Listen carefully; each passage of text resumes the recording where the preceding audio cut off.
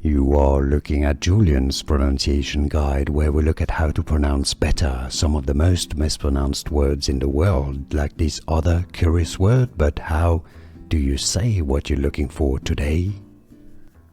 Let's learn once and for all how to pronounce this name correctly in English and in other languages too, so we can have different variations. If you want to learn more confusing names, stay tuned. In French, Christiane. The German pronunciation is similar, Christiane.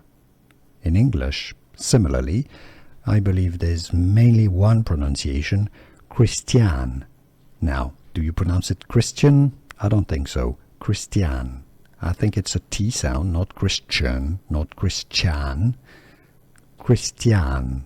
Do you pronounce it any other ways? Do you pronounce it this way? Where are you from? What is your origin language? Let us know in the comments. Christiane. Here are more videos on how to pronounce more confusing words and names too many mispronounced. Like this video if you found it useful. I appreciate your support. I'll see you soon and thanks for watching.